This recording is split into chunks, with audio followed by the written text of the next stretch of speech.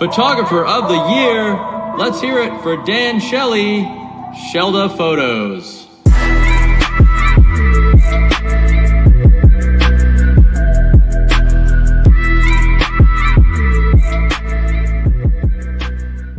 Hello, and welcome back to another episode of the Shellda podcast, where today I am joined by one of the, I don't even know how to introduce you, like the biggest legends in the game, the most, your story is just unreal, from playing pro to PBNation to PBRetro, working for Core. Like, your story is just history. It's something that I think some people would call a Hall of Fame career in paintball.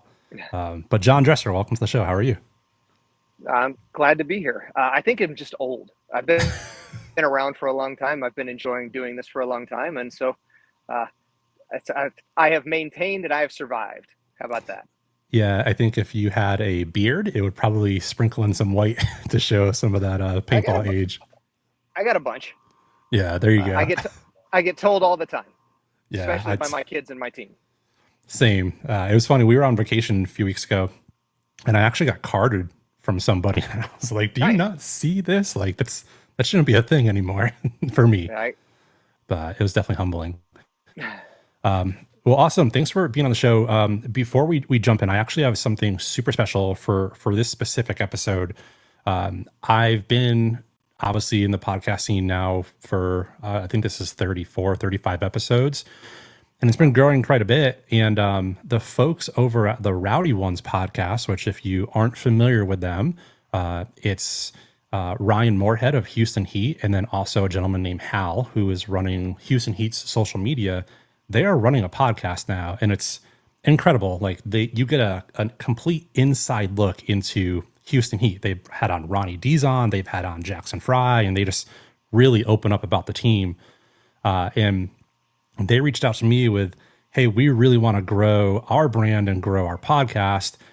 And they were working on a giveaway, but they realized they didn't have an audience for it yet. And so I was like, let's partner together on this. And so what we're doing is we're going to do a giveaway, something super special. We've got a whole entire setup here. So I've got this, let me back out a little bit. We've got this poster, metal die-cast poster. We've got a GOG enemy mechanical marker. And then I'm also going to throw in one of my personalized Hormesis headbands, if that'll go in focus. Maybe it will. Hormesis headbands for this giveaway. And also, how did I forget this? To go along with that, they also threw in a freak barrel kit too. It's not in focus there, but so a huge giveaway. And what Hal and Ryan specifically wanted to do is they wanted to give this setup to a kid. So somebody who's brand new to the sport, maybe has played it once or twice, or somebody who really wants to play it, but they may not have the funds and the means to do it. And so in order to enter the giveaway, it's really simple. All you have to do is leave a comment on this podcast on the YouTube channel of who you think should win this and why, like what's their story. And then also make sure you go subscribe to the Rowdy Ones podcast. And then what we'll do is we'll announce it on both of our channels of who the winner is. And then we'll send this pretty amazing care package out to them. So super excited for that. It's so cool. Like, when I hear growing the sport, that is literally growing the sport, giving away free products to get kids into it. And then super quick, transitioning over to my show sponsors, Hormesis has been with me since day one. I finally got my hands on one of their Hormesis button-up shirts, like the handmade ones with the batik stamps on it. And I don't know what I was missing. Like, these things are so incredible. I've worn it a few times and I get compliments every time on it. And then, we were just in Cincinnati a few weeks ago for the event, and I finally got my hands on their huge gear bag. And it was nice to get home after that weekend and just hose it off, and it's brand new. And then the cool thing about all that ties right into bfpgear.com. You can go to bfpgear.com and purchase that incredible gear bag. So we've got the giveaway out of the way. We've got the sponsorship out of the way. Let's jump into you as a person. So John, for those who don't know you, which is crazy to think about, give a little bit about who you are.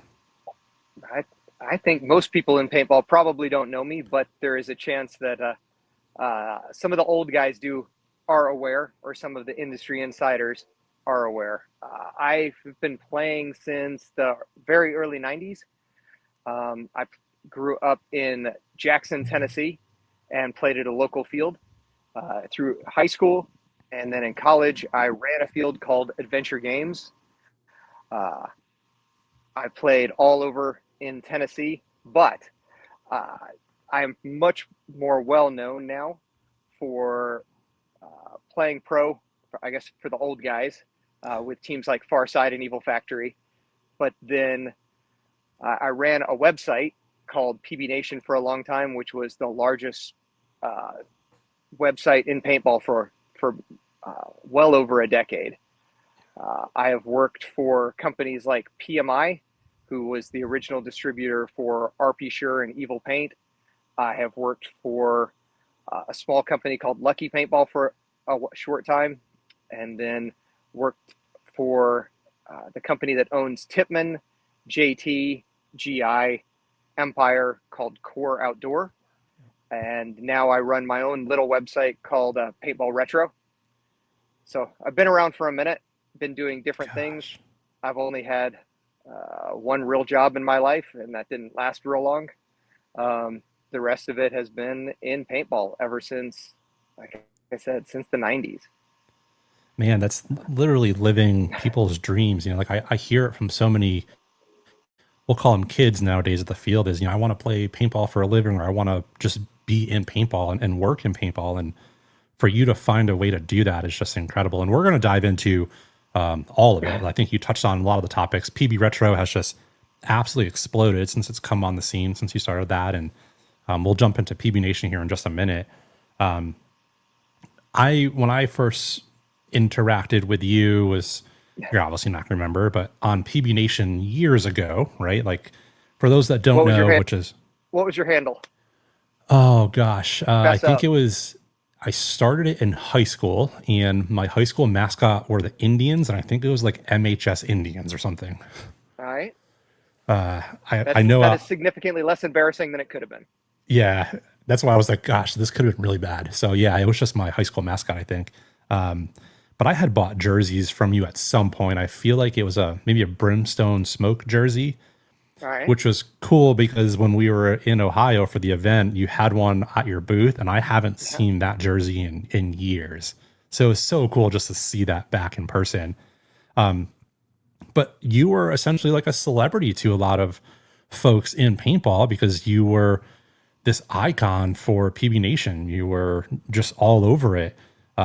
And when I got back into paintball, into the media scene a few years ago, I'll never forget it. It was NXL Texas. I think it was here in Round Rock, and the parking was, you had to walk really far to the field if you got there a little late. And so I parked pretty far away, and I'm walking up, and I hear this car kind of pull up next to me a little bit, and I'm like, all right, this is kind of weird. Why is this car stopping next to me? And then I hear, hey, media guy, do you want to ride? And I'm like, and I heard the voice, and I was like, oh my God, that is John Dresser's voice. And I look over, and I was like, no way. And so our first interaction was you giving me a ride to the field. It was so cool. Just me picking up strange men like usual. So I was actually looking for my media guy at the time. I was working for JT and GI, and so I was doing a lap looking for Sam Bennett, my media guy, and didn't find him. And I was like, there was that other tall guy. Let's go see if he needs a ride. We'll pick up a bunch of gear. Yeah, so I really appreciate not a backup, just I realize how thankless it is to do media in paintball, and then so any little things that I can try and do for people, I try and do. Yeah, I so appreciate it. That's just such a core memory for me. It's just one of those silly things that, like, you know, it will only happen at paintball events with, you know, how kind of small our sport is, running into what people would call public figures of our sport, right? So yeah, thanks for that. Let's transition and jump into PBNation, and so obviously go way back. Was PBNation solely yours, or was it a team of people? Like, how did the idea of that start? So I was not there for the start. I was working for PMI when PBNation started. So I was already in my first real kind of corporate paintball job. PMI at the time was probably the largest paintball company, and definitely one of the most respected, because they had the best paint, sponsored some of the best teams in the world, sponsored Aftershock for all of it, since they're basically the inception. Sponsored teams like the All-Americans, sponsored teams like the Ironmen, and those were the big three teams back then. Yep. Sponsored Image, sponsored all sorts of teams over the years, right? So I was working there, and one of the big websites was called Paintball City, and it was owned by a guy named Jimmy Murray, who played on Ground Zero. And as part of my job there, I ran the customer service side of PMI. And so one of the trends I started noticing is, as kids had a problem with something, instead of telling us, they would just post it online. And now that's commonplace. Wow. But back then, that was a whole brand new idea. So I had the kids that work for me checking all these websites every morning, just to see anything, and see if there was anything with our equipment that they could find out and that they could get news of, or figure out what the issue was before it actually blew up. So Paintball City was one of the big ones, and Paintball City went to a paid model. So you had to pay a couple bucks a month, and traffic just dried up. Nobody was willing to do that yet back then. And the guys behind PBNation, actually, they created PBNation based on, they're like, hey, what's bigger than a city? Oh, a nation. So that is literally how they named it. Wow. And so I paid attention as PBNation grew bigger and bigger and bigger. And then it really got on my radar, because when I started, the that worked for me had to check half a dozen different sites. And by 2003 or so, they really just had to check PBNation. Like, people were really going towards PBNation more and more. But I wasn't directly involved. Let me think. I guess we became, like, kind of a group of us became moderators on PBNation in around 2003. And then I used PBNation to track down a stolen gun. And so got to the moderators kind of that way. Yeah. PMI. With Lucky Paintball, PBNation was where we put all of our ad money. Like, that was the only place we advertised. And then I got to know the guys at PBNation a little better. And then when, as Lucky was imploding, they reached out to me and said, hey, how much of a structured environment do you need at work? I'm like, I don't know. And they're like, well, okay, if you don't know, then you're not the guy for us. And then I talked to them again. I was like, all right, what do you mean I'm not the guy? And they said, well, if you can deal with a really unstructured environment, we are trying to legitimize PBNation. And I'm like, well, you guys are pretty legit. They're like, yeah, but we get no ad money. Like, you were one of our biggest advertisers, and Lucky Paintball was very small. So, like, well, that's weird. And at the time, I'm like, well, I kind of know everybody. I'm like, okay, well, we want you to kind of help legitimize us. And so I joined the site, and I was like, well, step one is, who are your moderators? I'm like, well, we don't know. I'm like, well, let's figure out who your moderators are. Let's start there. And it was crazy, the people that were volunteering their time on the site. It was literally guys going to school to be surgeons. It was people from all walks of life. We had lawyers, we had doctors, we had people doing all sorts of these different jobs. And that's where they were dedicating some of their fun free time, was trying to control the ruffians on PBNation. It was very much it was one of the very first user-generated content style sites that Facebook and Instagram have all thrived under. But with this one, it was mostly text-based. And it was just super common for any conversation to devolve into, go drink bleach, your mom sucks, whatever insult came to mind. And so step one was kind of not corralling that, but just taking the Wild West and making it so the insults flew a little less freely and weren't quite as the first thing people thought of. And then over time, guys like Empire and what became DLX and the Planet Eclipse, like we got some of these major industry sponsors that grew this, that helped, like I said, legitimize the site, helped us grow. We employed guys like Pat Spoor, who was known at the time for serial killers. We were one of the main sponsors for Excessive's video, Heroes for a Day. We did one of the first live webcams for the NPPL at the time. And then we helped launch and pitch the very first PSP live webcast. I mean, I sat with Maddie at midnight, literally at a Kinko's, making the as they were pulling together the proposal. And we basically said, hey, to go with this proposal, we'll put X amount of advertising dollars just to make sure this happens. And it didn't happen right away. It took many generations before it worked out and before you have what you have now. But PBNation behind the scenes, quietly, like I said, was very much involved with the industry. Excuse me.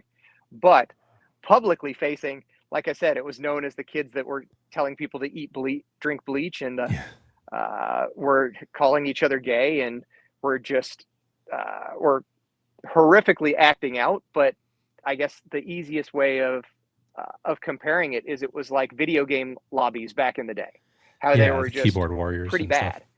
Yeah, the keyboard warriors. And so one of the first things I did is kind of remade the rules, kind of, because there were a lot of unwritten rules that you just had to know.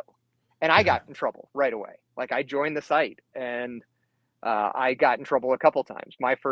Since you fessed up with your first PBNation account, my first PBNation account was Robin Sucks, just to troll a friend of mine.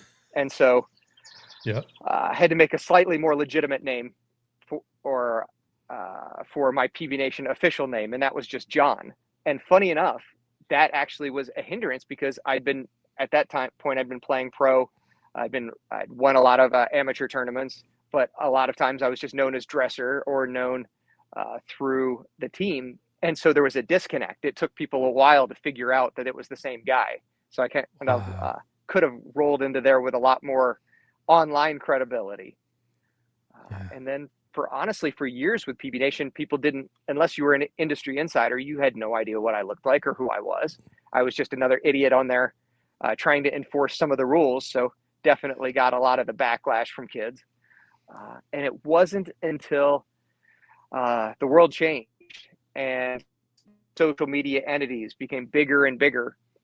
And I realized early on that PBNation couldn't fight them and didn't need to fight them, that we could kind of use them to bring traffic back. And so for a long time, PBNation had the best Facebook following in paintball, had like far and away, like not the number of followers, but the amount of interactions. Like, it was every day we would post something, and every day we would get close to 1,000 likes on that post. And so we had Pat Spoor on board, his at the time Bonnie, or people knew her as Bon Bon in the industry because she was an old model for JT. Bonnie actually ran our merch booth at events. She was married to Pat, and then Pat, we sponsored some of Pat's videos. Well, Pat actually started our YouTube channel. Hey, really quick, before we go further into this podcast, I just want to take a moment and say thank you so much for all of the amazing support. This past year, starting this journey has just been phenomenal with how much support you've given me. That has made me wonder, though, only about half of you that are watching and listening are subscribed to this YouTube channel. So the really quick and easy way to show your support is by hitting that subscribe button below. Thanks for your support, and back to the show. And it should have taken off like wildfire. It should have been the biggest channel out of the gate, and it just didn't. It just didn't get traction. And so that didn't work out with Pat. The site ended up getting sold. I stayed with PBNation because it was, at the time, it was a great stay-at-home job, and I had little kids. Yeah. And I realized that YouTube was the second largest search engine at the world at the time. It probably still is. What year was this roughly? And so this was probably 2011, 2012. Wow. So, I mean, that was before YouTube was like even the monster that it is today. It's like, even just to have that foresight is crazy. I could be, and don't get me wrong, I could be getting it wrong over what years. So, but at the same time, what we did is we started, we started on YouTube well before that, but that's when it's like, all right, it's time to reconsider this and to take it seriously. And I couldn't get anybody. I was like, I've got this great potential platform, and nobody wanted to be in front of the camera. So what I started doing is just finding some of the best videos out there and asking people, hey, can we republish this? And like, well, it's already up. I'm already monetizing. I'm already doing this. I'm like, that's fine. Wait until it's not getting views. And so PBNation kind of became the second run hub for a lot of these great videos. And then a lot of people blew up based on those. Dylan Fout, that's how I met him. Yeah. And he's a fantastic videographer. There was a guy going around Angel with 2 pistols and murking people, renters and experienced people alike, who blew up. And I think that was one of our first very popular videos. But because I couldn't get somebody as the on-screen talent, I'm like, man, I'm too old for this. I'm in my, at the time, 30s, and then later early 40s. I have to find a way to get our sponsors interested, to just get traction. So it ended up being me in front of the camera. And funny enough, that's how a whole generation of paintball guys knew what I looked like all of a sudden. Yeah. So I couldn't just go to events kind of incognito and just go to my industry meetings and be under the radar. Talked to a lot of kids. It was really interesting to see how many people really responded to that stuff. Even though to me, I thought it was very basic. It was, I'm shooting a gun in front of a camera. How exciting can this be? What can you really tell? But I had so many kids that were all about it, that were interested in it, that would tell me, hey, to this day, I get people that walk up at every event and say, I bought this gun because of that PBNation video. And so it was really interesting for somebody who is as quiet and as private as I usually am, to be kind of thrown in the spotlight. But at the same time, it was rewarding, and I grew that YouTube channel into the #1 paintball channel for years and years. Even after I stopped posting on it for years, it was still. It's still a monster. Like, I just pulled it up, and it's got 287,000 subscribers. That's one of the biggest paintball YouTube channels out there today. And it's a shame that it's sat dormant for years, because I was with PBNation basically until COVID. And with COVID, PBNation was still strong, but the parent company at that time was up in Canada, and overnight they got destroyed on their advertising revenue. They owned thousands of forums, and all of the guys that were basically running third-party ads where it wasn't a contract, could turn it off with a click, literally half their revenue disappeared overnight. And so they let go of the guy running the whole company. They let go of my boss, like the poor guy that called me, was crying because he'd been doing it all day. And I was like, man, I'm here because it was a fun stay-at-home job, but my heart isn't in forums. My heart isn't in, most of their forums were cars. I was like, I don't care anything about cars. My heart's always been in paintball. I was like, I'll work in the paintball industry or do something in the paintball industry. Like, I'm not worried about it. And at the same time, I had actually, for years, I had been teasing the sales manager at JT, John Rathman, who's a true industry legend and a titan in the industry. I'd been teasing them. They had bought JT, and I'd been teasing him, hey, you're killing JT. You're making JT uncool. JT's the best product in the market. It's the coolest mask ever made. It's the #1. And he's like, you're living in the past. JT hasn't been cool in a while. JT hasn't been It's a Walmart brand. It's like we had to redo all the molds. Like it's not what it was. And finally, he was like, "Put your money where your mouth is." Like, I don't even know what that means. And he was like, "Design us a goggle." I'm like, "There's no way. I can't design a goggle." He's like, no, just pick colors for a goggle." I'm like, "Oh, I can do that." I was like, "Let's do urban camo." Actually, no, back up. I was like, "First of all, let's do clear." Funny enough, and this was in 2018, 2019. And he comes back and I was like, "You want to do a clear nose, a clear bottom, clear frames, clear everything. And we'll call it the Ghost Ice." Because the ice clear masks had been a thing at that point almost 20 years before. And so he comes back months later. He's like, "Okay, we can't do a clear nose." I'm like, "Okay, that's fine. Do a white nose, do a clear bottom, do a white strap, like same idea. We'll still call it the Ghost Ice." And funny enough, they finally just released that goggle this last month, and they called it the Diamond. But same thing. He comes back, "We can't do clear." Well, shoot. Okay. And at the time, clear wasn't nearly as popular as it was today, but it was just something that hadn't been done for a while. So the first goggle almost was an all clear, or the first Paintball Retro JT goggle was almost an all clear. Wow. So then I was like, "Well, let's do urban camo."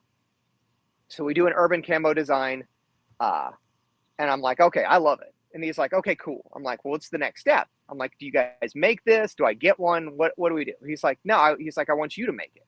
I'm like, "Me make it?" I'm like, "I don't have a website. I've got a real job." And he's like, I'm like, "Okay, I'm in. That sounds awesome, actually. To do my own signature goggle, that's a cool paintball thing to be able to say you did a goggle." Yeah. And I'm like, "Okay, how does this work?" He's like, "Well, you have to buy 750 goggles." And I was like, "What?" And I was like, well, in the back of my mind, it's like, well, I have PBNation. I have like the best paintball advertiser in the world, kind of, in my back pocket, even though it's the twilight years of PBNation still. Yeah. I'm like, all right, I can do 750. So we get the sample in, and the sample is white. And I got it in. I swear, I just went and took a nap. I was like, I need a break. So I got up from my nap, and I'm like, you know what? We could still sell this. And it ended up being, I'm like, but we can't call this urban camo. It's white. So let's call it snow camo. And that was the first Paintball Retro goggle. And at the time, it was the first JT goggle that sold out. So I put that up for pre-sale I literally built the website the night before, put it up as the only thing on the website, launched it. And everybody's like, "What is this site? This has to be a scam." I'm like, "Well, it's the old Obi-Wan me. I actually know who it is. It's me." And so it took people a minute, but they maybe sold half of them the first day and then sold out within 10 days. And at the time, that was unheard of for JT. There was another pitfall along the way that I missed, that they told me, "We have this new goggle coming out. You don't want to run the old goggle. You want to run the new one." I'm like, "Okay, what's the new one?" It was like, the new one has you can remove the lens easily. It'll be better. It'll kill the old one. I'm like, okay, but I still want the old one. And the new one ended up being the Proflex X. And so that could have been the end of PBRetro right then and there, just because the Proflex X was not as well received. So it navigated all these hurdles, all these minor things. And then right before I released it, was no longer at PBNation. So I didn't really use PBNation like I intended to, but I had to have my own name and thought up, well, JT goggles are retro, so let's call it Paintball Retro. Wow. And that is how it started. That's wild to think that far back, that like you were already thinking the JT goggle was retro, and like here we are today, and like people are thinking that it's also even more retro and current. It's the hottest goggle around now. So I was in high school, I want to say, when the Spectra came out, and the Spectra was the hard plastic version, but it was this frame that's on the very popular thin frame, but it was on with the Proflex, what became the Proflex, the Spectra lens. So that lens came out when I was in high school. I remember going to the Lively Music City Open, maybe the Masters, one of the ones in Nashville, and getting a poster that they were giving away posters to promote this new goggle. And so that was one of my first paintball posters. So then, Oh, wow. but I didn't own that goggle yet because people wore them without the bottoms. And I was like, if I come home like with face shots, with a huge bruise on my face, my parents are never going to let me play this anymore. So I always wore a mask. And then it wasn't until years later that I actually was playing my very first national 10-man tournament. So at the time it was the NPPL, the National Professional Paintball League. And I think we lost every game. I played with a local Memphis team called the Neshoba Timberwolves. And as we were, but one of the cool benefits is like you got to watch games, you got to watch the pros. Yeah. And so I'm watching the Ironmen play, and they're just destroying this other team. It's almost like they weren't there. Like they are running everywhere they want. They're doing whatever they want. They're making dumb moves, just goofing off, just destroying this team because at the time, pros played the amateurs in the prelims. Every pro team played like one or two pros, but then the rest of their games were amateur games. So you basically had to show that you're better than the amateurs to advance.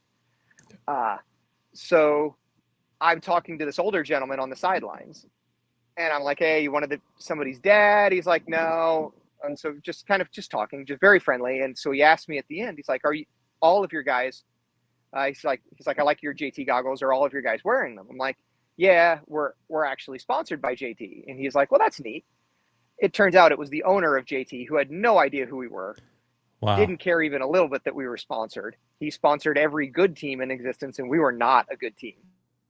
But he was like, "Let me show you something." And I'm like, "Okay, that's cool." He's like, I got something for you at my booth. Well, his booth was like a rental Ford Taurus. And it was literally, he just popped the trunk and he grabbed out of the back 12 of these new lowers that were what became called the Proflex, but at the time it was called the Flex 7. And what it did is it had a hard upper part and a soft lower part. Yeah. And he grabbed these clear ones. And so he had 10 clear Flex 7 lowers right there. And he was like, "Here, I want you to take these and make sure the rest of your guys get them." And I was blown away. It made just the biggest impression on me that here was a titan in the industry, John Gregory, the guy that started JT, the guy that sponsored every pro team. In fact, I looked at the first Hall of Fame, the first playing Hall of Fame. Every single player on there was sponsored by JT at one point. Wow. So, and that he gifted me something, went and gave them to the team. And the first thing the team captain did is complain. He's like, "You should let me handle sponsorship stuff. I could have gotten more." I'm like, "Go nuts, buddy. Go get more. I don't care." But because of that, these clear face masks have always meant something to me. That's always been a special part of JT to me. And I mean, I kept that one for years. A couple years later, a friend had some of the all clear ESPN goggles. They made 200 all clear of the old style lowers, the hard plastic ones. Yeah. And I still have that. I still have some of the old clear JTs. And then when I went after PBRetro launched, the goggle was popular, I didn't have a job at that point. And John Rathbun, like I said, who was the sales manager, was like, "Hey, would you be interested in working for us if you would you move down to Florida?" I'm like, "I can't. Like, my kids are up here in school in St. Louis. My wife likes it here. There's just no chance." And so we finally worked it out where I could work from home. And again, kept on them of how can we bring back clears? And they just didn't realize right away how popular those were going to be. In fact, the way we got clears was like I asked and was told no. And then literally stopped asking for a year and finally snapped one day after I'd been working there for a year or two and went directly, like I didn't go to the CEO because the CEO had told me no, didn't go to the sales manager told me no, didn't go to the guy that actually orders from from the factory and got everything made. I went to the guy that was his boss, the head of R&D, Louis. And I asked Louis, I was like, "Hey, we got to bring back clears." It's like, I don't think everybody understands how popular these will be. It'll be the most popular launch you've done. And he's like, "It won't be cool." I'm like, no. You don't understand. It'll be amazing. He's like, "No, you don't understand. You won't like them." I was like, "No, it's to me like I'm 6. Like, just explain well, are they unsafe? Will they yellow? Will they crack? Will they, like, what will they do? And the final answer that he gave me was, they'll look like the old ones, John. You just won't like them. And I was like, that is exactly what people want, Louis. That's the point. And he's like, really? I was like, he was like, they'll be milky. They won't be super translucent. I was like, that is exactly what people want. And so he made a sample, and it was gorgeous. It had very clear frame. It was beautiful. And I was like, the only thing we have to change is we have to add clear ears. Like, nobody's ever done clear ears before. Yeah. And they finally said, all right, let's do it. Or they made the sample, and then like, well, okay, we want to order them, but we want to wait for World Cup. And during that gap, other people started coming out with clear ears, but it didn't matter. And funny enough, I wasn't actually at JT anymore at that point. I had gone to working with PaintballRetro, or doing PaintballRetro full time. Yeah. Yeah, well, it's terrifying. But so it was great to see something that I wanted to do so badly come to market. And then I got to sell it through PaintballRetro, and I'm doing in fact, just this last week, I released a clear Flex 8, which isn't, again, not very super clear, but it has the clear vents, it has the clear frames. And it's been lots of fun to see these things that it's a big nostalgia rush for me. I turned. Go ahead. That I'm not a very nostalgic person, I thought, but I'm funny enough. You said that I'm known for different things over the years. Some people only know me from collecting old autocockers. That's all they know me from is, hey, that's the guy that likes these old guns. Some people, it's 4th of July, so fireworks behind me. Some people only know me from collecting old jerseys, and it's completely a nostalgia kick. And it completely happened when I turned 40, and a friend of mine sent me an old box of jerseys. So a friend who worked at Paint Magazine, P8NT, hadn't played paintball in years. I was going up to Chicago. I said, hey, come out and play. Invited a bunch of people. He was one of the few that showed. And I was like, what gear do you want? Like, I got the most technologically state-of-the-art of whatever year this was. Probably like 2014. And he was like, I want to step out of the 90s. And I was like, I got you. And so I brought like one of my old jerseys. I brought one of my old sets of JT pants that I miraculously had. And I brought him an old Evolution autococker. And that was on loan from a friend, from Rage. I had a Rage Evolution. Yeah. And he had a blast. He was like, this is so cool. He went and got drunk with Ed Portman, had a good time. And like a month later, like I said, I was just about turning 40 right in there. And for those of you that can add, it means I'm 50 now. He had a great time. He sends me this box of jerseys and like doesn't tell me what's in it. So I open it up, and it is an image jersey from LD and Lane Wright. LD was Lorenz Dickinson, and one of the best players in the world back in the day. But in one of his image jerseys, one of Lane Wright's image jerseys, one of Opie's image jerseys, one of Shane Pastana's Iron Men jerseys, one of Ed Portman's Avalanche jerseys, one of Tom Cole's Bad Company jerseys. It was just gem after gem after gem. And I called him, and I was like, I can't accept these, man. His name's Aaron Moore. It's like, I can't accept these, Aaron. And he's like, are they not cool anymore? I was like, no, dude, you sent me. And at the time, like those jerseys were $100 each, $150 each. I was like, you sent me like $1,000 worth of jerseys. And he was like, oh. He's like, can you sell them for me? Can you get me an Evolution autococker? I was like, absolutely, but let me sell them, and then you can decide what to do with it. And so I sold them, and then called him again. I was like, hey, I got $1,000 for you, $1,200 for you. And he's like, can you just send me the money and I'll just go on vacation? I was like, absolutely. Wow. So sent him the money, and I kept LD's and Lane's jerseys out of there. But that's something touching those jerseys broke my brain. And I got in Yeah. this huge nostalgic kick for old school guns and old school jerseys, especially. Just because I had like growing up in Tennessee, never met a pro player, never knew any of these guys, didn't even think about pro paintball and these names, right? I knew some of the team names, but that's it. Yeah. And then a friend of mine went and played a 5-man Dallas NPPL event and had a blast and came back with all these stories of how he'd met these different guys and how Danny Love, one of the guys on Aftershock, how he'd met these different players, and he started associating these teams with individual guys, and I started paying more attention. And so I grew up. So in high school, looking up to these people I'd never met, never thought I'd ever meet, never had even seen most of them play, just pictures in magazines before the real video era. It's wild to see your journey, because like now when I talk to kids at the field, you said just not even knowing pros or even thinking about that. Like when I hear kids talk about like Matt the gym rat, they just like think that it's the Tom Brady. Yeah, it's for it's sure wild. that they almost every major pro has a decent size Instagram following. They'll interact with guys right there. We have this whole new level of access, and not just that, but because of the webcast and because of video, you can see them play. Why Mouse is one of the greatest to ever play.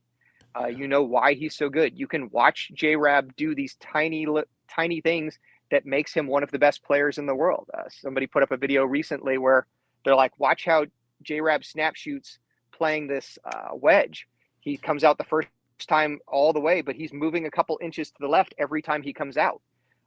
In this battle that he wins, it's because the other guy expects him to be in just a slightly different spot. And these pieces of insight that players didn't have in Tennessee, there was great guys, like great people, but nobody really knew how to play. And I taught myself how to play by stacking. Like I worked at a field, and so I basically got to pick the teams every time I played. And so I stacked the teams against me every time I played. I would put the second best, third best, fourth best guy all on the same team. I would try and challenge myself, and it meant that the poor kids on my team got victimized a lot. But it was, to me, it was just pickup. And at one point, like a local 10-man team came and practiced our walk-ons that weekend because they're like, you don't understand. You have bred just these walk-on guys into just merciless killers. And to me, I was just trying to teach them how to play so that I had people to play against. Wow. What a wild story. I had a weird, well, I don't ever tell stories. I don't ever think about them until we get started, and then one thing leads to another. But sure. I went from playing local tournaments only. There was a series called the MSPA, which was 5-man, and you played 4 prelim games, and you better win them all or you didn't advance, because they took 60 teams down to like 8, and it was just brutal. And so I played with a team called Deviate. With my friend Jamin, who runs an online store and who makes products called Deviate now. But Jamin and I played 5-man together. One of the mini teams, my 5-man team blew up, and I had nobody good to play with. He and his brother and one of their friends all really wanted to play and were really willing to dedicate the time to play. And I was in Jackson, Tennessee, or in Martin, Tennessee, going to school, and they were in Memphis. And I couldn't find people. I wanted just people that were willing to play all the time, and they were terrible. But they were definitely willing to learn. And they were terrible because they were playing at a field, beating up on the walk-on guys, and they were easily the best guys at the field, but that still meant you were terrible. And so very quickly I learned, like, hey, we're going to lose every fight at a distance. So close the gap. Let's get closer and closer and closer to the bad guys. And this was playing in the woods. And I'm like, look, you guys can't hit people like they can at a distance. You're losing every one of those fights, or too many of those fights. Or even when you win them, you don't know how to capitalize because you're too far away. They can fill the gap. It's like, so I taught them how to play really close. I was like, you're not going to miss somebody at 6 inches. You're all athletic. And so very quickly we went from being this no-name team that nobody knew to winning these local events, these MSPA events. And I went from playing with them, and then a couple of years later, that team's falling apart. And it actually was Jamin's brother who came to me. He's like, "Hey, Deviate's not going to survive. Let's find another team." I'm like, "Okay." And I'm thinking, another Tennessee team, another local team, play local events, have fun. At the time, I was in college, and I'm like, I'm never going to work in the paintball industry. That's way too unstructured. That's way too volatile. Video games are going to take over, and we're going to have reality headsets. Reality, we'll be able to touch things. It'll be a holodeck, whatever. By the time I'm old, I never want to be 40 in paintball. But Jamin's brother, Jeremy, comes to me with this idea. He's like, let's find another team. And I'm like, okay, what team? And there was a team called the Saber Wolves that was the best local team. And so I'm like, well, maybe the Saber Wolves would have one or both of us. And he's like, no, I'm talking like a national team. I'm talking like, and at the time, Farside was the best amateur team in the world. He's like, I'm talking a team like Farside. And I'm like, you're crazy. They're in Chicago. We don't know any of those guys. We don't even know how to play on their level to win these national events. And not that much longer later, I got a call from a friend of mine named Mark Davis, who I give a lot of credit for changing my life. Mark called, didn't call me. He called one of the other guys and said, hey, I sponsor you guys by giving you a discount on these autocockers called these Mark 1 autocockers. I want you guys to do something with me. My team has a free entry to this tournament called Skyball. I want to you guys to play as my team called the Scorpions at Skyball.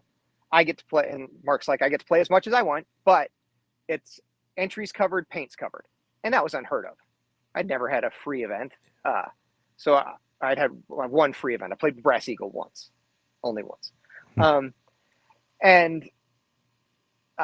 So Mark says, hey, come play. And my team says no. My team says we can't do it. The weekend's bad. We didn't think the tournament was going to happen. We thought there's no way they're going to let us play inside the Sky Dome right the day after a basketball game. There was literally a basketball game the day before, and then the next day there's paintball in the same hollowed ground.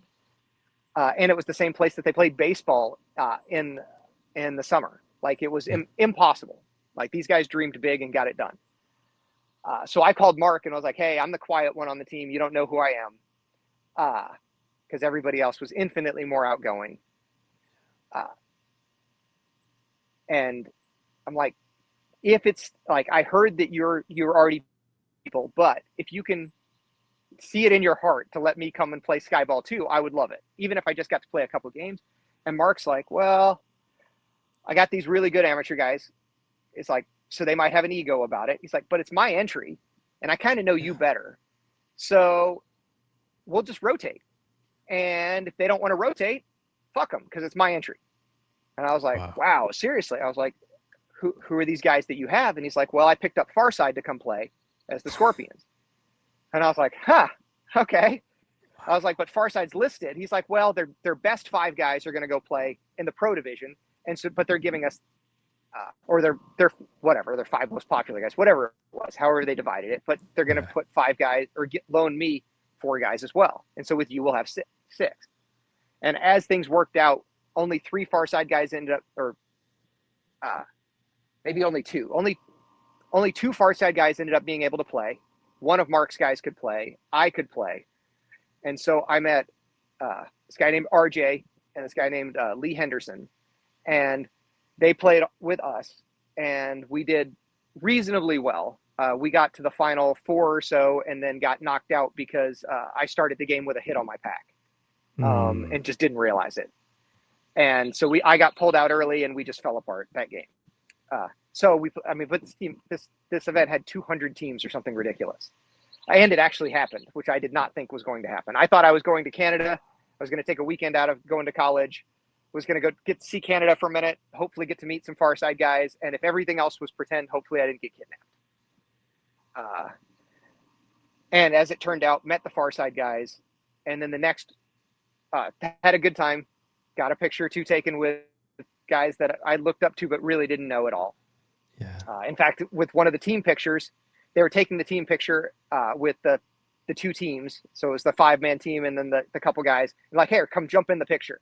So I actually have a picture of me standing with them, which is very cool. And then a couple weeks later, Robin Adcock from the Saberwolves calls me and says, hey, actually, no, first, Jeff Schreiber, who works at Powerhouse now and at the time worked at Airgun Designs, called me and said, hey, I want you to come up and practice with Farside. And Forrest Brown calls me, the owner of Farside, and he's like, hey, I heard a lot of good things about you. All I basically heard was that you were just raw aggression, that every time somebody blinked, you just moved and you bunkered people and got stuff done and cleared off the field. And he was like, we could always use guys like that. At that time, Farside called it horsepower. We could always use horsepower. Yeah. I was young. I was obviously not old. I was still fast back then. It wasn't an offer to play with the team. It was just come practice. Well, Chicago's 8 hours away from where I lived in Tennessee. Yeah. But I'm like, sure, let's do it. And then before I'd actually started playing with Farside, Robin Adcock from the Saberwolves called and said, hey, I want to restructure the Saberwolves. I want to bring my 2 kids up who are little, like 13, 14 years old, but they had already been playing for years. He's like, I want to bring them up and put them on my 5-man team. I want to bring you on, and I think probably Justin Owen. And the other guys will have a better 5-man team at first. He's like, but I think my kids in like a year will be some of the best killers in the world with guys like you and Justin and me teaching them how to play. And I was like, if you'd asked a week ago, I would have been in. But I just got a chance with Farside, and Robin was super gracious and said, hey, that's the best amateur team in the world, even though the Saberwolves had just won the Zap Amateur Open in the 5-man and the 10-man, and the only time I think that had happened. And so I got these 2 cool offers to play paintball at the amateur level, but on sponsored teams finally. And like I said, my team was falling apart again. And as it turns out, Robin was right about his kids. Both of them played pro with Miami Effect or the All-Americans. Both of them turned into incredible killers and still play with the Saberwolves when the Saberwolves play together. But the Adcock brothers are fantastic, and because they started at a young age and learned how to play. I just wasn't really part of it. So I ended up joining Farside, even though they was 8 hours away. But it was great fun. And Farside turned pro right away. I was told, hey, we're going to come up and practice. You're not going to even go to the first event. But after a couple practices, like, yeah, you're going to come to the first event. And so I got to play my first pro event with Farside on the Pittsburgh Mounds fields back in 1998. Gosh. Way back. It's so crazy because like what you're explaining is, and I've noticed this a lot in paintball, is if you don't put yourself in front of potential opportunities, like you never know what will happen. And just from having a few conversations, like look what happened. You had Skyball hung out and took pictures with the Farside guys. Then a few weeks or months later, now you're playing with them. Like that's all from you not being afraid to engage and have conversations. And I tell people that all the time when they have questions. I wish I listened to that better as a kid, because I did not have conversations. I was super quiet. I could, at my skill level, I probably could have played national events long before I did, and just didn't think I was that kind of player, didn't think I was that kind of guy, didn't really try to put myself out there. Went to a school where nobody played paintball, went to a college where nobody played paintball. It was in the middle of nowhere in Tennessee. And the opposite of the putting myself out there guy. But it was also interesting because, I mean, there wasn't divisional. There was amateur B. It was a brand new thing. So you could play amateur B, then you could play amateur, then you could play pro. And ended up skipping all of that. I went from playing local events to playing pro. Wild. And what I tell everybody is similar to what you're saying. A tryout, the most important word is try. And I stole that completely from Chris Haas, who used to own Paint Magazine. and who played with me on far side, that you have to try. And if you're playing against pro players, if you are denting them, if you are a thorn in their side, a friend of mine named Alex Schneider said, hey, we went and played trauma and nobody knew who I was, but by God, they knew my name by the end of that weekend, because he was just putting a dent in them. And that's huge. Yeah, getting a chance to play against some of the best players or just better players than yourself, or guys that are just on a more advanced team, is a wonderful opportunity to be noticed, to get out there. And now it's the opposite. Now I try and play with my friends at home and play. And it's, I have a great rec ball buddy named Brock Jolliffe.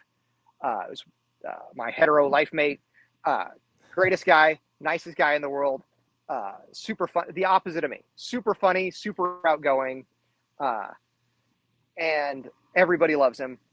And so I like playing with him, and like I end up stacking the teams a lot of times just with people that I know that are friends. But I also haven't been trying to get better at paintball. And I retired from playing pro 18 or 19 years ago. Now I play the old man league with the ICPL and play mechanical stuff, and I'm relatively competitive in that. But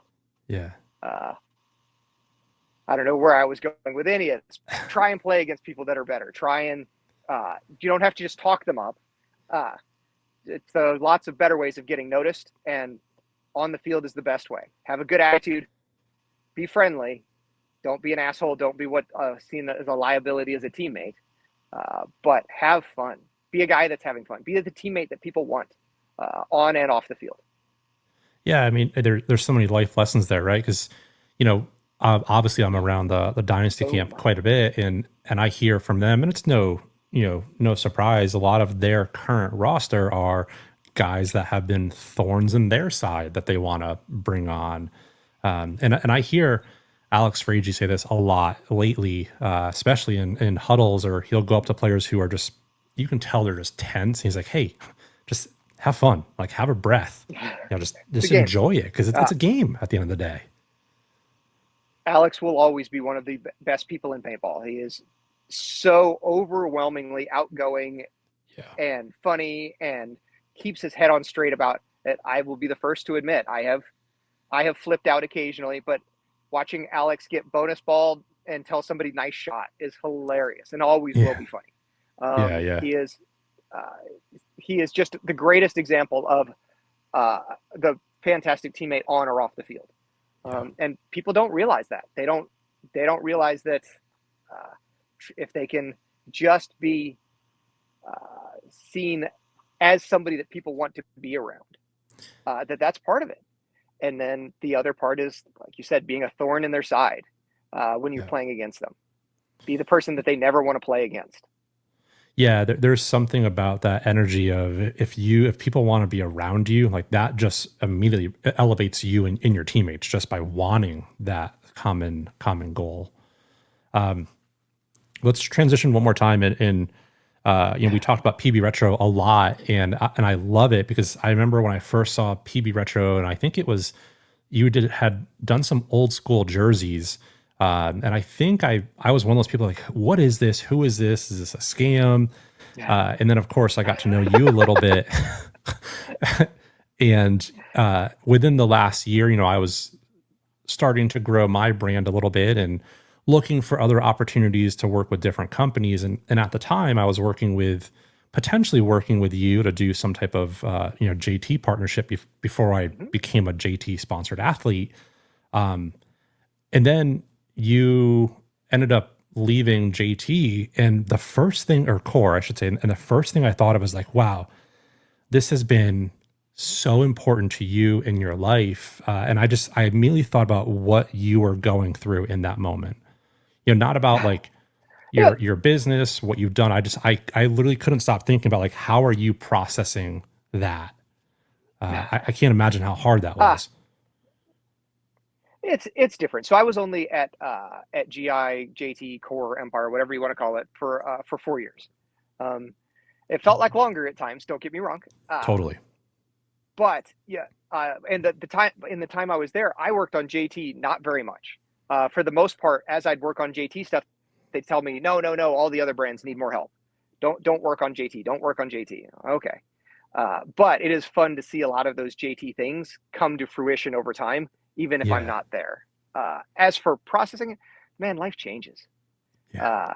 It changes when you find a significant other, changes when you have kids, changes when you buy a house, changes when you move, changes when you change jobs. My wife's always been very sweet that she has always prioritized me playing paintball. I played paintball before I met her. I met her kind of through paintball in a weird way. And she's always been super sweet about that. So that's always been important to me to play. I've always enjoyed traveling, playing. I still travel and go to the NXL events, still travel and go to the ICPL events and some others. And yes, obviously things were difficult when I had little kids and PBNation was falling apart. Things were difficult when when COVID hit. And working from home and with COVID was rough for a lot of people. But you got to find the good parts of it too. With Core, I wasn't in charge by any stretch of the imagination. I had my little department. What I did is I ran the marketing side of it, and had some great people I worked with, and had some people that were a pain. So my wife is always thankful that that part was very stressful, trying to run Paintball Retro and not push Paintball Retro or ask for anything special with Paintball Retro, because I did not get the best deals or the best pricing or dibs on things. It was the opposite.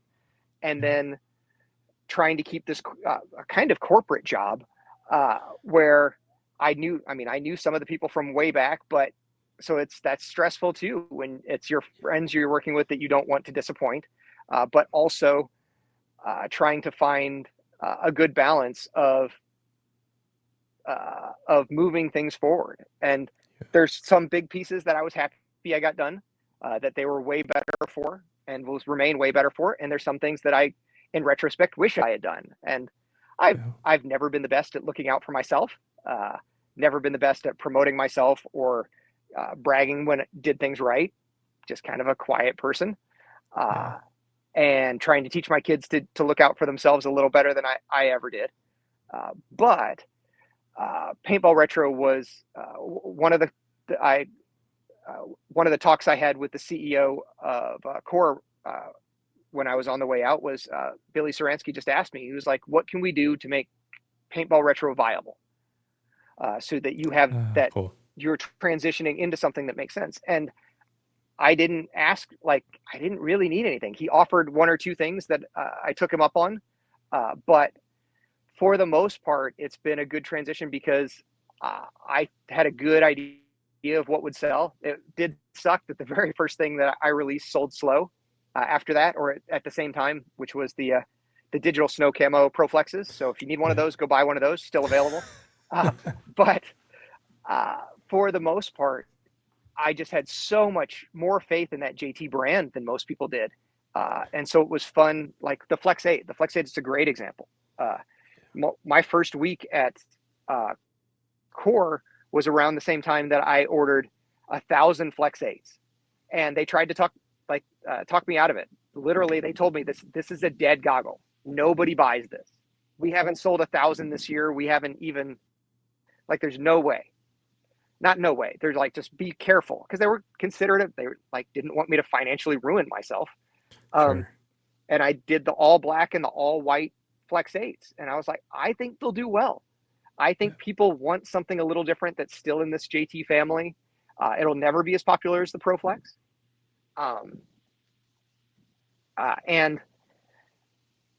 So I just thought of something.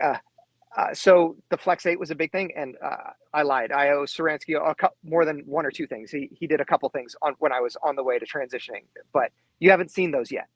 Okay. There were some big JT plans that are long-term, that things like the birthstones was John Rathman's idea. I thought guys won't care about what their birthstone is, but a lot of people wanted their birthday month. He was right. But I loved the idea of doing all these different clears like the old Ice series. So Paintball Retro has mostly done colors so far, And then I've worked with Deviate. Like we share a booth together, and I buy a lot of Deviate stuff and sell it through PaintballRetro. And Jamin's a great friend. Jamin played with me on Farside later. He played with me on Deviate and then later joined Farside. Wow. John Rathman is the same thing. He was my roommate at PMI, even though we didn't know each other. And then within a couple months, he started playing on Farside as well. And to this day, Rathman still runs the team. Jamin hopefully will come back and play at some point, but Rathman has run Farside for forever now, and is incredibly good at it. Incredibly good at recruiting people, at figuring out which paint to shoot, at walking fields, at telling us when we're being morons, at telling us what we can get away with on the field that we aren't doing. But very thankful for, like I said, some of the guys at JT, like Saransky and like Rathman. So I had ways of transitioning to, and then hopefully you're going to see more cool stuff in the coming years that you haven't even seen yet. And I truly believe the guys that are fans, I love that a lot. For the most part, they're good at welcoming new people, that they don't gatekeep a lot. They don't say, oh, you're not cool because you don't own this. That when people buy their first bone stock goggle or one of their first SE special edition or private label goggles, that they're not, oh, that one's not cool. That's not like, they're like, the only thing that they say is you made a mistake because you're about to buy a whole lot more, because there's a lot of cool options out there. I had that exact conversation because of my I'm a huge fan because of my PBNation days of not gatekeeping. Like, don't keep people out of something that you like. That's the dumbest thing ever. Don't tell people, hey, you don't want to play, you can't play paintball with me because I play high-end paintball. You wouldn't like it. Go get a pump gun or go get a rental gun and go play with your friends. Get your friends out and playing. They might never join you on an NXL field, but they'll get this little glimpse. So they're not that guy's telling people their one war story of freezing paint and hiding under leaves with a ghillie suit for 2 days. So expose them to the paintball that you enjoy, but also try and walk them through it. And it's very true with JT. We're in a silver age of JT right now. It might not be the golden age, but in the golden age, we had less. We did not have nearly the variety of masks, of options, of colors of lenses, of colors of frames, of colors of bottoms, of aftermarket guys like Jamin with Deviate. We have so many cool things now that weren't around. So like, it is unbelievable to try and compare now to then. And honestly, I think there's more good things coming. Yeah, it's wild to see where literally this one goggle that has just been a staple in the game, and it's honestly been a staple in your career, has just taken off. And I think you're right. Like, we are just at the beginning of it. I had a moment at the NXL event where I was sitting in your booth, and I think you were putting on, it was wild. I had one of the straps and it literally got shot off, and you had put on one of the Deviate. You had a stock chin strap that got shot off. Yeah, got shot off, and I needed a chin strap. And so while I was sitting there, you had put on one of the Deviate ones, which are incredible. They're magnetic. And I just started to look around the booth, and I just saw so many different options, from custom straps, ears, the plugs, and it's just wild that this one mask has so many things. And and you had touched on it, right? Where when people buy certain colors, like, the purples or the teals, I think it reminds me of sneakers, where when you see somebody with like a custom pair of sneakers, if you're in that realm, you're like, it's almost a respect, like a mutual respect. Like, oh, okay, I see you. You're wearing that because something about that represents you, or it just talks to you. It speaks to you in a way. And I see that with people wearing just, yeah. And so you are right. We're at the very beginning of, I think, where the JT mask is going to go. And the cool thing about being part of this JT Elite program, like that mask that you talked about with the white frame and the clears, that was the first photo shoot that I have ever been a part of, and I got to hold that. And so it's cool that we had that connection there. And there's just more stuff coming too. That I tried to make that the first paintball retro mask. Obviously, it didn't work out. But I am glad they got to make it, because it was one that should have, like, long time coming. So popular. Yes, and it's just it hits that nostalgia button for me. But so did lots of things. Like one of the things that I did while I worked at JT was uh, worked really hard to bring Dynasty on board. It took Yeah. a full year of talking to them of working it out, but that was something I was really proud of because JT to me, as somebody who's old, uh, Dynasty was part of that JT brand. Yeah. And at the time, I didn't know. I didn't know if this was going to be part of Dynasty's last couple of years. Guys were almost 40. Guys were having kids. So I was like, man, it would be very cool for Dynasty to be a JT team again. And then they went on a tear and they won an unbelievable amount of events, Yeah. shooting GI paint, wearing JT goggles. And so it's very fun to see Dynasty, and it's fun with Deviate to, it's one of the things I help Jamin with is helping with the sponsorship of sponsoring teams like Paintball Fit and Dynasty and a bunch of in fact, any of the pro teams that wear JT, doing something with them, guys like X Factor. So it is very fun to see JT, to see Deviate, to see, like I said, Deviate's nostalgic because it's my 5-man team from the 90s. But to have all this come together and for people to have fun doing it. Like there's so many times that you see people freaking out or you see people, it's like, deep breath. We're supposed to be having fun here. Like even with the booth, for the most part, the booth is supposed to be fun. People all the time tell me, oh, you're in a serious conversation or you looked busy or this or that. Come say hi. I just have a resting bitch face. I always look like I'm unhappy. I always look like it's like I just got bad news. So come say hi. It's always great to hear. And it's great to hear how people know of the brand or me or Jamin or all of it. We still get people that played 5-man against us in the 90s come up. It's like, did you know Deviate was this 5-man team? I was like, yes, I do. Do you? But I love that people recognize me from these videos that I definitely went kicking and screaming into doing, or the collecting autocockers or collecting jerseys or making jerseys or paintball retro now or being as part of that core team or that PBNation team or that the literal teams of Evil Factory or Farside. Been around for a minute. Yeah, your story is one that I hope, and I know you've been on other podcasts too, but I hope people really resonate with because, I think so many people struggle with they work full-time corporate jobs, but they want to do something for themselves. They want to like somehow turn their passion into a full-time job or career. And you are living proof that you can do that. At least for a limited amount of time. Well, sure. I mean, look at where PBRetro was versus where it is going. I mean, I think we're just at the beginning of what you're doing. I've got some neat things. It is fun for the guys that support it. I'm trying to find ways for guys that support it to basically be included in on the new stuff. That's been one of the ideas behind the Threat brand. Originally, before Jamin and I started having a booth together, I was going to do my own brand of Threat, and Jamin was going to keep Deviate. And then so Jamin was making some of the Threat stuff, and I never even got it really started before I was let go at Core and before we started doing a booth together. But maybe that's one of the futures of Threat is that I'll use that as a way of taking all the money from Threat will only go into making this new JT stuff or making new stuff that I want to make. Yeah. So it is a fun way of how it's fun to see how all of this is circular. It's fun to see, like I said, I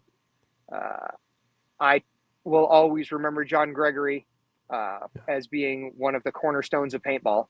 He sponsored so many teams, took care of so many teams, and that's one of the things Jamin's tried to do with Deviate. Is he's helped out so many different teams at the higher end, but also local teams and divisional teams.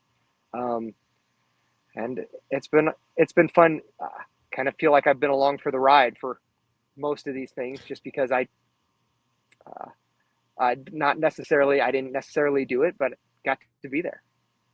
Yeah, I mean, just being a part of it has, I talked to Ryan a long time ago, and he was like, just being in the same room, you're a fly on the wall, and you're just taking in that knowledge and that information that turns into things that help you eventually.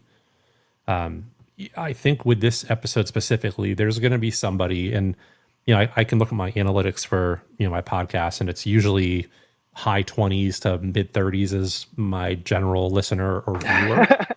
So there's going to be see if we somebody. can get those old people. Yeah. Well, what I was going to say is there's going to be somebody who is working, whether it's a corporate job or a full-time job, listening to this show, and they're like, man, I hate what I'm doing. I want to do something on my own.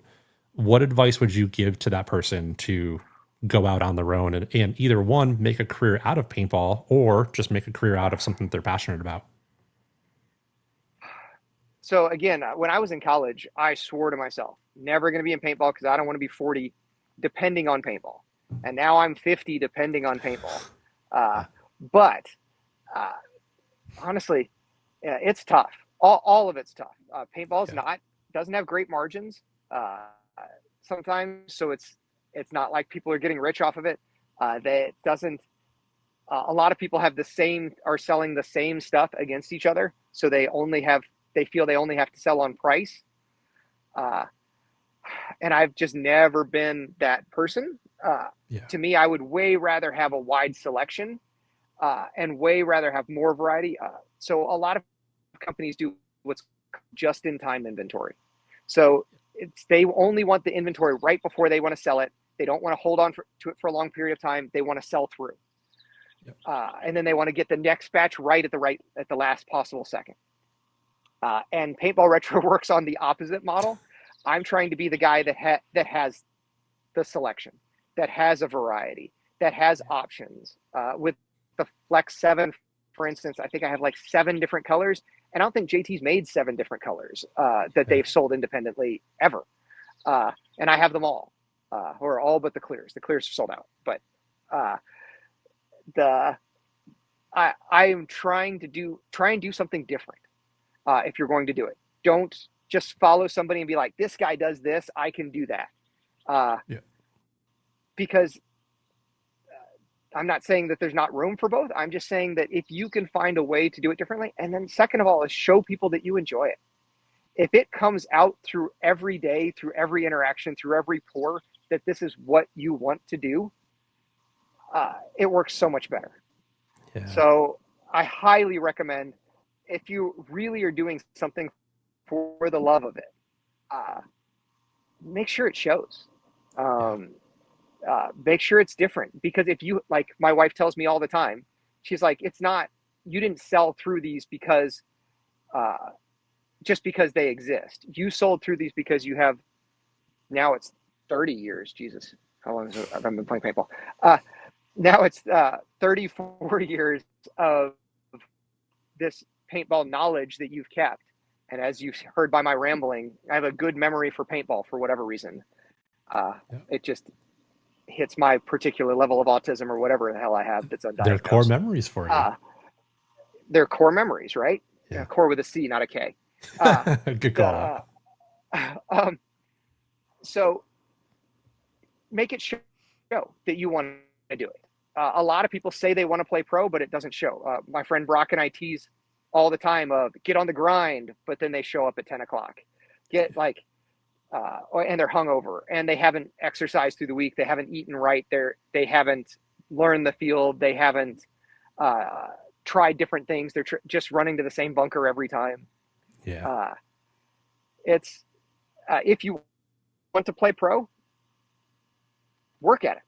Try. I wish I had known that when I was a kid. I was trying through, like I said, stacking the teams against myself, but I should have been eating better. I should have been running more. I should have been doing things to make it happen. I should have been putting myself out there, like you said. It works for business too. Most important part is try. Most important part is show people that you have this expert knowledge of it. And if you don't have that expert knowledge of it, start building it. Just the willingness too to have it. The willingness is part of it, but there are guys that have been in this industry forever who don't, or been playing forever who don't care, who just do it to play. Like I play like that. I show up when I go to play. I'm not there to do it as some special thing. I'm doing it to go play. I'm doing it so my 50-year-old self gets a little bit of exercise. Yeah. I run around a little bit.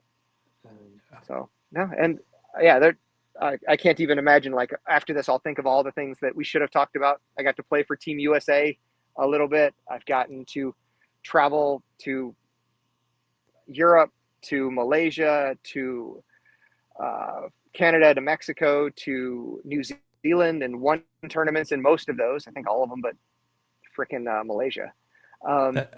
I mean, that's you're just giving me a reason to have you back on the show. I'm not against it. Like I said, I'm a big fan of doing what you do, because that is definitely the opposite of my skill set and the opposite of what I want to do. So, I mean, I'm glad that you're doing it.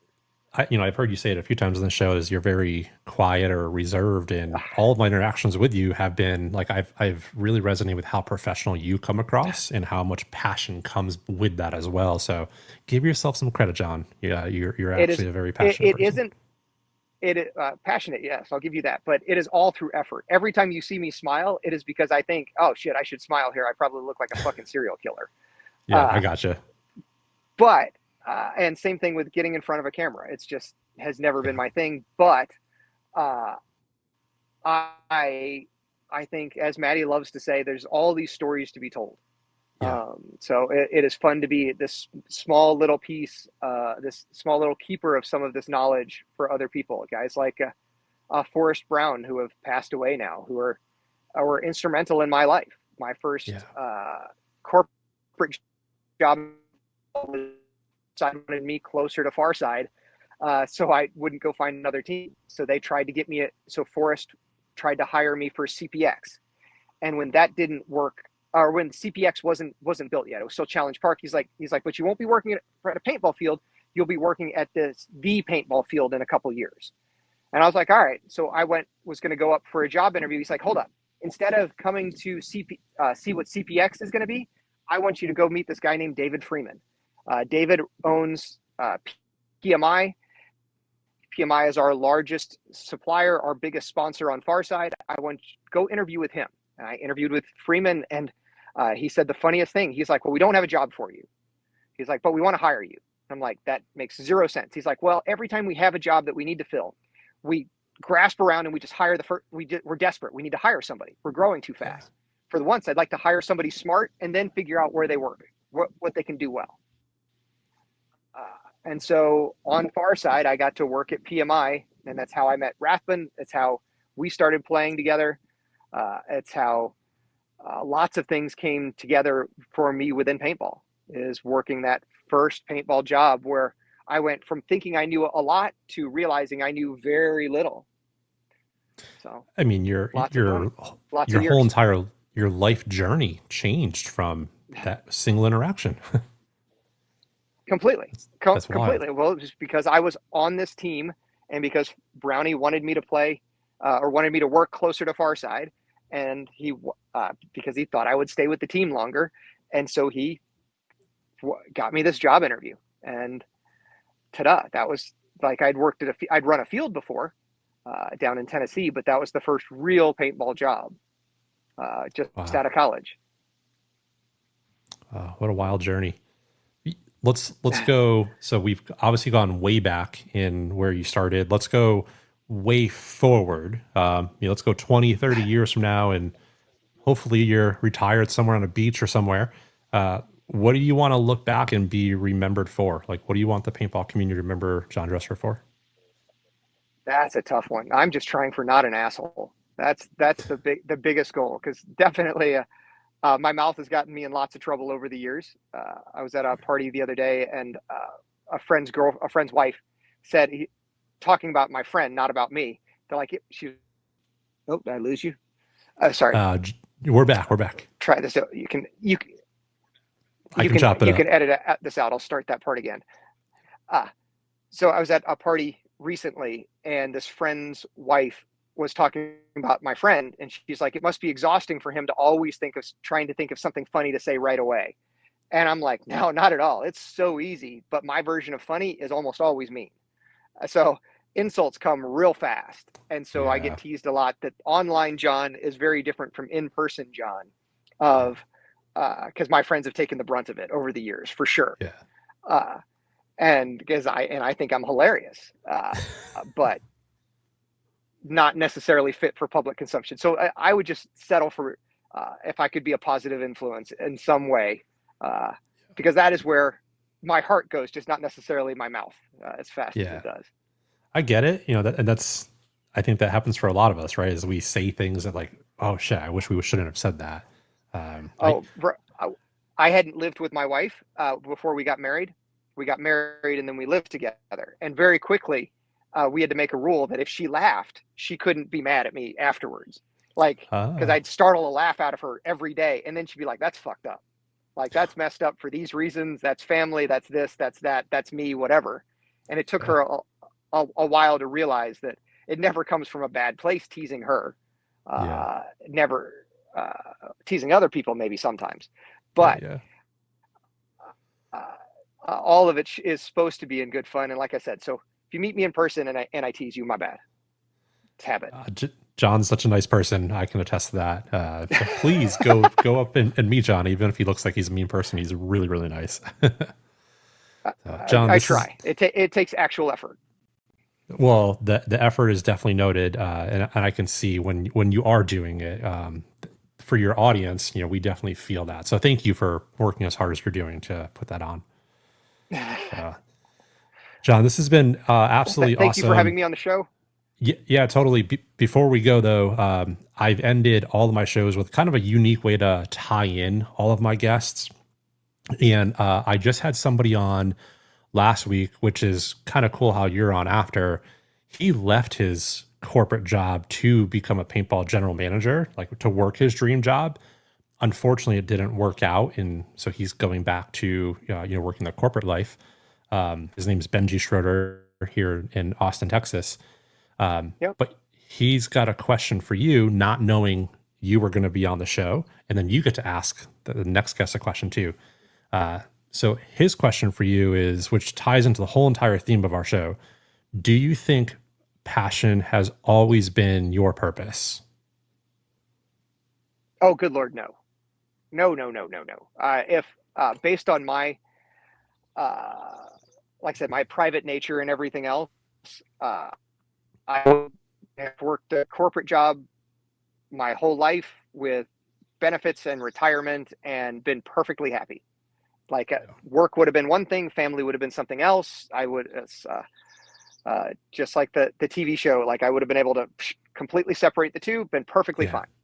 The fact that they all mix together and blend together, I hate at times. The fact that like that kind of drama can over, because I don't have any drama at home.